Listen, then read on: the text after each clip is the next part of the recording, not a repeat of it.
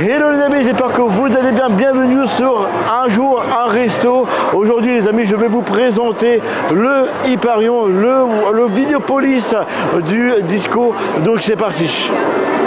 Alors je vous rappelle les amis que dans ce resto, bien évidemment, vous avez les pourcentages passe annuel.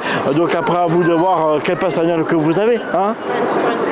Et bienvenue les amis au café Hyperion qui se trouve bien évidemment à Discoveryland. Discoveryland, vous savez bien que c'est sur le thème, enfin du moins c'était sur le thème de Jules Verne. Voilà, exactement.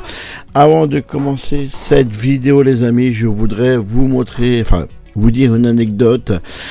Ces petits ronds étaient de base un petit passage qui devait relier le café Hyperion et Space Mountain à l'époque. Un projet malheureusement qui a été abandonné après l'ouverture des deux, l'ouverture des deux bien évidemment. Le café Hyperion accueille ses visiteurs depuis l'ouverture du parc en 1992, à l'époque le plus grand fast-food d'Europe. Aujourd'hui, le plus grand restaurant rapide de Disneyland Paris, tout proche de la scène de Vidéopolis. Le restaurant attenant à la salle de spectacle de Vidéopolis, d'ailleurs je vous rappelle que actuellement ça accueille le Disney Music Hit Concert, bien évidemment. Donc accueille le restaurant une offre dégagée, le restaurant faisant à l'origine partie du projet de Disco Valley Mountain, puisqu'il devait, comme je vous l'ai dit précédent, relier l'attraction via ces deux plateformes, ajoutant l'attraction Star Tour, parce qu'à l'avant, bien évidemment les amis, c'était l'attraction Star Tour, l'aventure continue. Alors moi je sais pas vous, mais je préfère réellement l'ancienne version, du moins toute première version qui a été mis dans Space Mountain, bien évidemment.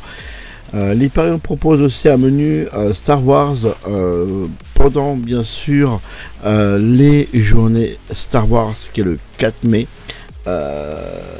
et propose même toute l'année, mais vous avez un menu spécifique justement ces jours-là. Je vous rappelle que d'ailleurs cette année, petite info, c'est sur 2 semaines.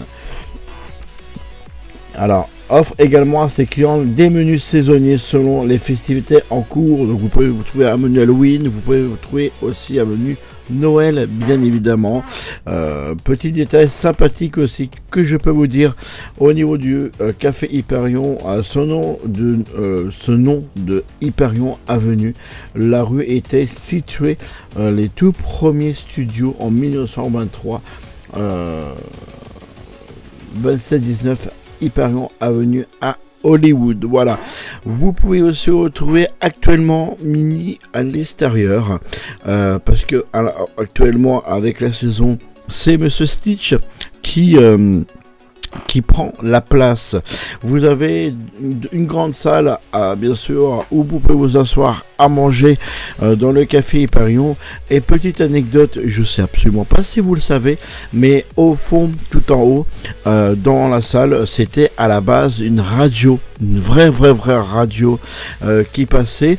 Et vous avez les week-ends le Performing Art, donc c'est à dire que c'est des écoles de danse de partout dans le monde qui viennent nous montrer leur performance qu'ils ont fait toute l'année.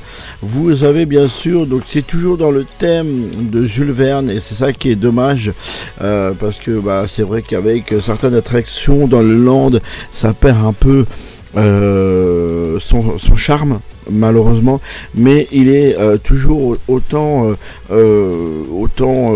décoré de l'époque, et j'aime beaucoup aller là-bas. Alors pas pour y manger, je vous le cache pas, mais j'aime beaucoup y aller soit pour voir des spectacles, ou alors pour aller redécouvrir son environnement, parce que c'est vraiment de l'époque. Voilà.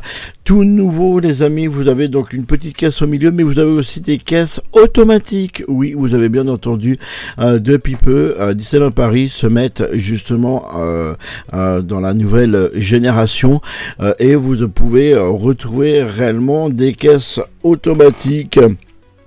Donc à l'intérieur, et c'est tout nouveau.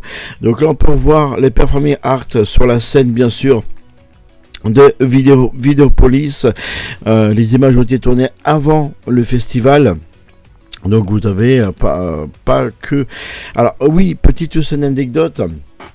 Les décorations que vous voyez sur la scène étaient un ancien spectacle, je crois c'est le Roi Lion, si je me trompe pas, dites-le moi en commentaire si je me trompe du coup les loulous, du coup mais ils ont gardé ces décors pour justement, comment on appelle ça, pour justement que ça fasse bien, et c'est vrai que c'est vraiment un petit hommage.